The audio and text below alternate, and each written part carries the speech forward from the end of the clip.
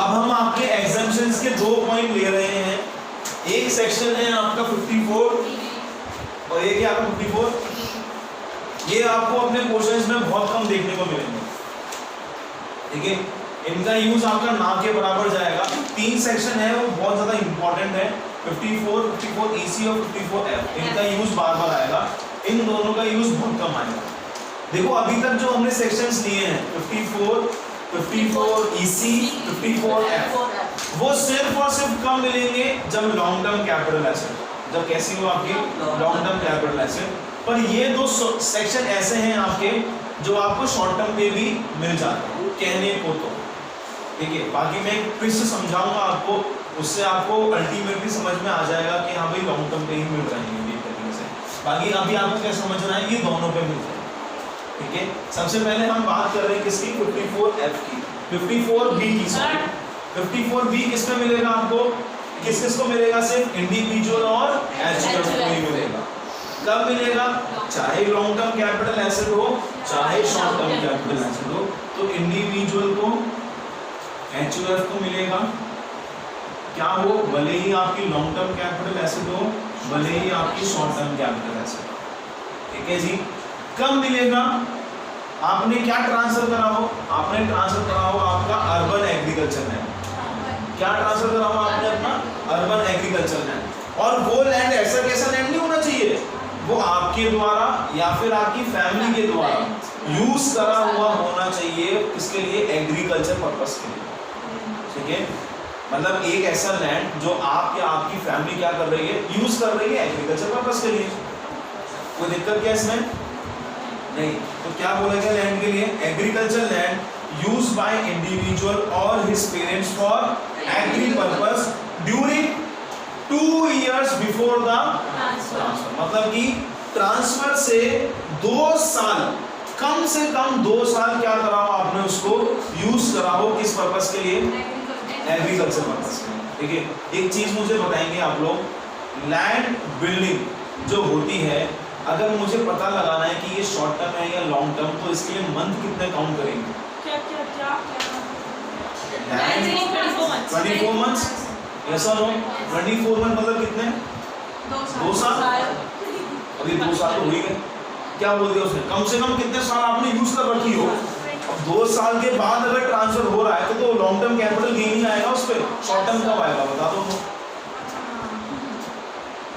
आई बात समझ में, कहने को उसने क्या बोला, लॉन्ग टर्म पे भी ले लो शॉर्ट टर्म पे भी ले लो, पर गेन आएगा ही कब, यहाँ पे कंडीशन डाल दी ना उसने कि एग्रीकल्चर पर्पस के लैंड यूज हो रहा हो, इंडिविजुअल कर रहा हो या फिर उसके पेरेंट्स कर रहे हो, कम से कम 2 साल, डेट ऑफ ट्रांसफर से 2 साल पहले आपने उसको यूज करा हो।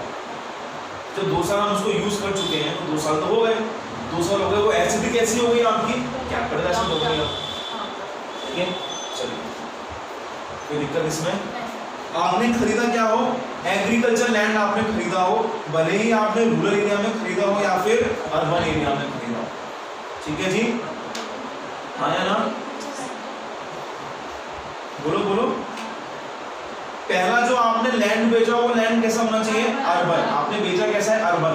पर आप जब खरीद रहे हो नया, तो भले ही रूरल खरीद लो या अर्बन खरीद लो, कोई दिक्कत नहीं है, पर लैंड कैसा होना चाहिए, एग्रीकल्चर लैंड होना चाहिए, ठीक है। तो यहाँ पर बड़े ध्यान से हम कैसी एसेट बेच रहे हैं 54 में, एक अर्बन एग्रीकल्चर लैंड या फिर एक एग्रीकल्चर लैंड जो कौन से एरिया में आता है, अर्बन एरिया में आता है। उस एग्रीकल्चर लैंड को इंडिविजुअल या फिर उसके परिवार के सदस्य यूज कर रहे हो, किसके लिए, एग्रीकल्चर पर्पस के लिए, और उनको यूज करते करते कम से कम 2 साल हो चुका, ठीक है जी। मतलब 2 साल तो आपको यूज करते करते हो जाने चाहिए, क्लियर है ये। अगर आपकी ऐसी एसेट है और आप क्या कर रहे हो, एक नई एसेट परचेस कर रहे हो, नई एसेट कौन सी है आपकी, नई एसेट कौन सी है आपकी, एग्रीकल्चर है, भले वो रूरल एरिया में हो या अर्बन एरिया में, ठीक है जी। कब तक खरीदना है आपको, 2 years after the date of transfer, transfer के 2 साल के अंदर अंदर क्या करना है आपको, उसे खरीदना है। क्या कैपिटल गेन डिपॉजिट्स की एप्लीकेबल है, हाँ जी एप्लीकेबल है। एग्जेम्पशन कितनी मिलेगी आपको? आपको एग्जेम्पशन मिलेगी या फिर तो कैपिटल गेन या फिर cost of new asset whichever is low.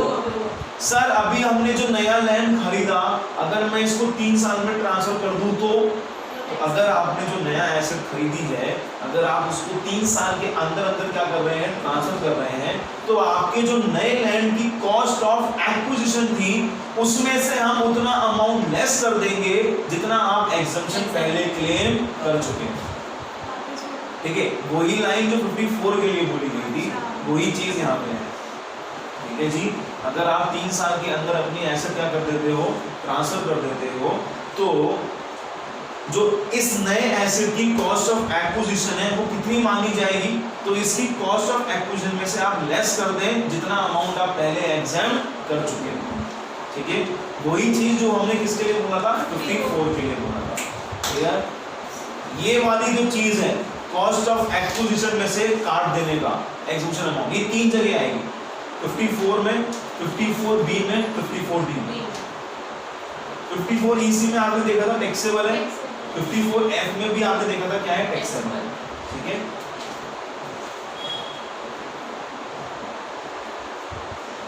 Clear है? ये है आपका सेक्शन कौन सा, 54B। तो हमें ध्यान रखना है क्वेश्चन में कि क्या बेच रहा है और क्या खरीद रहा है, आपको ये चीज ध्यान रखनी है, तभी जाके आपको क्या आएंगी, एग्जम्पशन याद आएगी। देखो मोटी मोटी एग्जम्पशन क्या है, अभी घर बेच के घर खरीदना, 54, ठीक है, 54। अर्बन एग्रीकल्चर लैंड बेच के एग्रीकल्चर लैंड खरीदना, 54B। लैंड बिल्डिंग बेच के शेयर्स वगैरह खरीदना, 54 EC हो गया आपका। कुछ भी बेच के, घर को छोड़ कुछ भी बेचो, घर खरीदना, 54 है। ठीक है, तो ये चीज आपके ऐसे जाएगी। अब ये दिक्कत पता है कहाँ पे आएगी आपको, दिक्कत आएगी आपको 54F में सबसे ज्यादा, क्योंकि वहां पे लिखा हुआ है any other asset other than residential house. वो बेचेगा, ज्वेलरी खरीदेगा, घर, आप बोलोगे कोई नाता ही नहीं है इनका, आप बोलोगे कोई नाता ही नहीं है, भाई ज्वेलरी बेचे घर खरीदेंगे तो कहीं पे है ही नहीं, पर है कहाँ पर है, 54F में। तो ये बात का आपको क्या रखना है, ध्यान रखना। ठीक है जी, तो ये है आपका कौन सा सेक्शन, 54B अभी हमने देखा। अब हम देख रहे हैं कौन सा, section 54D।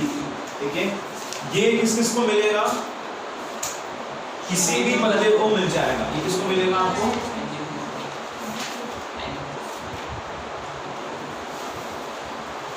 Long term capital asset हो या शॉर्ट टर्म कैपिटल एसेट हो, दोनों पे आपको मिल जाएगा।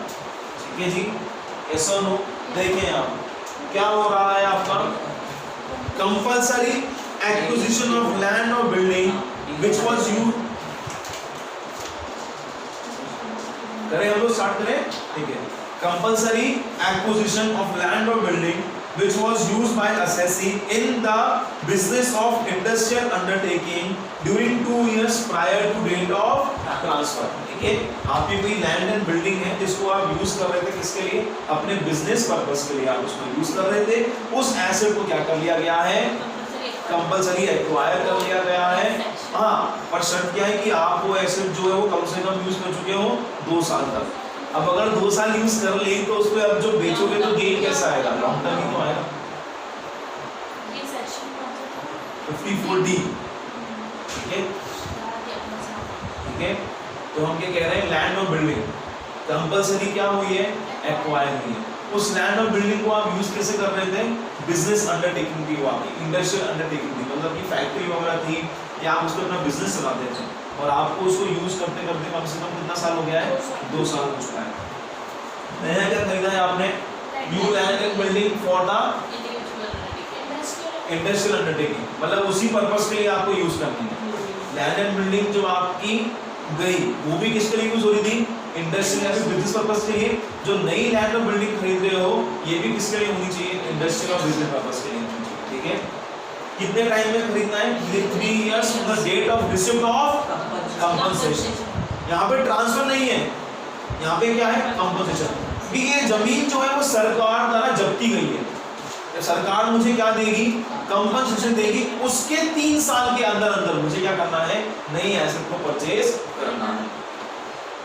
क्लियर है ये, चलो। कैपिटल गेन, बाकी सारी बातें सेम है, कैपिटल गेन डिपॉजिट्स की एप्लीकेबल है, कंपनसेशन मिली आपको, आप जमा कर दो पैसा तो आपको कोई छूट मिल जाएगी, ठीक है ना। उसके बाद अमाउंट कितना एग्जाम रहेगा, कॉस्ट ऑफ न्यू एसेट या फिर capital gain which ever is lower. और अगर आपने अपनी इस नई एसेट को 3 साल के अंदर ट्रांसफर कर दिया तो आपकी जो नई एसेट की कॉस्ट ऑफ एक्विजिशन है उसमें से लेस कर देंगे क्या, जो अमाउंट आपका पहले एग्जाम हो चुका, ठीक है। ये है आपका सेक्शन 54B। तो यहाँ पर हमारी क्या खत्म हो जाती है, एग्जामिनेशन जो है वो खत्म हो जाती है, ठीक है।